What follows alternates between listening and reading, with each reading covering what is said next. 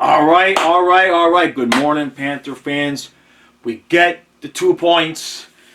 Barely. I'm almost happy I didn't stream that game last night. Took yesterday completely off. Needed it. Needed a day to rest, to recharge the batteries. This game, though, okay, so we saw it all. First of all, we saw Spencer Knight's on IR. Not right, or there's something wrong. Whatever. They didn't exactly tell us what it is, right? So we know Bubba's got the train. He's driving the train for quite some time now, at least, because IR, that's at least a week, right? It's not LTIR, but so Bubba's doing this thing, and the new line's looking good, right? Lundell does the work, gets it to Barkov. We get a power play goal, and it's 3-0. We're getting ready to end the first period. We're thinking, all right, good, we're good to go, and then we give up the one. We give up the one at the end of the first period, and you could just smell it. You could smell it. You knew that at any given moment, Colorado could decide, kind of like the Lightning, to just flip that switch, and didn't happen in the second period. Second period is usually our worst period. Come out, second period, and Avalanche almost get out of the period 3-1, and they're probably thinking, all right, maybe we got a shot. We get the late goal, so we go to the third period 4-1. Go to the third period 4-1. 13:40-something into the third period, we allow goals 4-2. 20 seconds later, it's 4-3.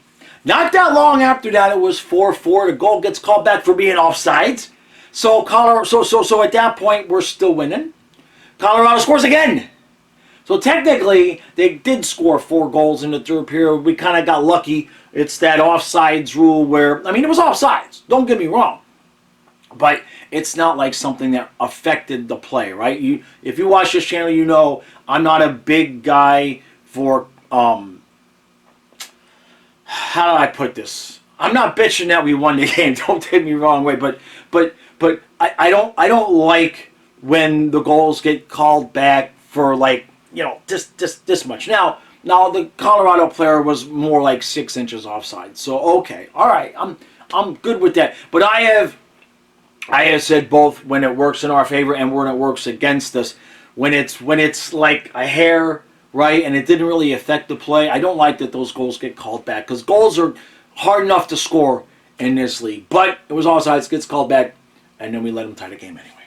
And then at the end, we get another power play, and Tkachuk is whacking away at the puck in front of the net, and McCarr kicks it off of Rodriguez's skate into the net, and we win the game 5-4. So we saw all versions of the Panthers yesterday. We saw the come out of the gate where their ass is on fire because Maurice changed the lines. We saw good Bob, we saw bad Bob. We saw good Ekblad, we saw bad Ekblad. We saw mostly good in the second period and then not so good in the second period. And then we saw whatever that third period was. And the one difference, what happened yesterday that hasn't been happening is, oh look, we got some puck luck and we won the game. Let's be honest, okay? Because we was fixing to lose that game. Everybody who thinks we was, I mean, we won the game. But we was fixing to lose that game, and we got some puck luck, which has not been going our way at all this year. And we get the 2 points, and that was it. That was it. I'm not going to buy too much into this victory. It's a good win on the road against a good team. We got to do it again Thursday night, right? We got Vegas coming in, or not Vegas. You know, we're going into Vegas. That game's going to be a little bit later. We've seen this more than once with this team. Like, in fact, we've seen this rinse and repeat with this team where we make some changes to the lines and they look good, and then maybe even they look good for 2 games, but then by the third game, and you know, we kind of saw that yesterday. It's like we looked really good for the first 2 periods, and then it's almost like Colorado decided to wake up and play their game or catch on to whatever we were doing, and you know, we got lucky to get out of that with 2 points. We'll put it that way. I love, obviously, Stu has been yanking on trying to get Lundell up there with Barkov for forever, and I don't disagree, and we saw that works out.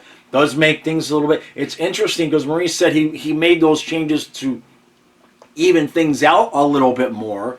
I guess you could kind of say yes because of the play of Stahl, right? Stahl has been good. I'm not sure how much time the fourth line got last night.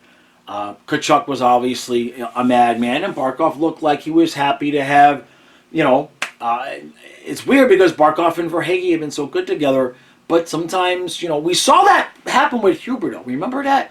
When Barkov and Huberdeau were really good for a long time together, and then they got stale, and they had to break them up, right? And so then you'd put them together every once in a while, but I don't know. Maybe it just got stale with Verhaeghe. I don't know. Maybe Lundell's going to work a little bit harder. Whatever it was, it worked for a night. It worked for a night, and that's the problem. Is we've been having a lot of different things that have been working for a night, maybe two, right? And then not so much. So when this team wins 5-6 in a row, then I will say, okay, the changes have made a difference. And the bigger issue now is how many games in a row is Bobrovsky going to have to play because they called up Lyon to take Spencer's spot. Okay, we already saw when Bob was out that the team has no interest in playing Lyon, playing Lyon at all. So whatever is wrong with Spencer, hopefully he's back soon. And if he's not back soon, if he's out for 2 weeks, 3 weeks, send the kid to the AHL to get a couple of games in before you throw him back out there on the ice on the road against Boston or something like that. Could we do that this time? If he's going to miss more than 10 days, give him a couple of games and give him a game in the AHL. Let him get back on his skates. Poor kid's had a rough season. It's been a rough 2 years. He's in, he's out, he's up, he's down. I kind of feel bad for this kid. I mean, he can't, and it's not always his fault. Sometimes he's getting hurt or sick or the play, but he just can't get in and stay in. You know what I mean? And some of that's Bobrovsky, obviously, in his contract. But at the same point, Knight has kind of been snake bit where, like this time, where he was really looking good. We thought he was the number one goalie, and he got sick. And it's been a mix. It's been a not good mix since then. So, all right. Panthers get the 2 points. Now, Stu's going on a little bit of a vacation. I've got, if you want to know the schedule for the week, check the community post that I put out yesterday. It's a much different schedule because we got the football playoffs this week, and there's a football game Monday, and there's a Panther game Monday afternoon at 1 o'clock. So check that out. I've laid it out how the schedule's going to be. Now, in terms of tomorrow, I had wanted to do a pre-game, because I mentioned this in that community post. I wanted to do a pre-game stream tomorrow, but then I remembered Kyle has dodgeball tomorrow. So bear with me. Let me reconfigure and figure that out. It might be a stream Friday afternoon. I'm gonna do a stream where you guys can and you can start contacting me now. So the email is flyingfluffyhockey@gmail.com. Okay, or you can message me on Twitter. That's it. Just 2 places. Okay, don't message me on Instagram. I'm never on the look. Don't message me on Facebook. I'm barely on the look. If you want to get a hold of me and actually get a response within 3 weeks, either message me on Twitter or flyingfluffyhockey@gmail.com.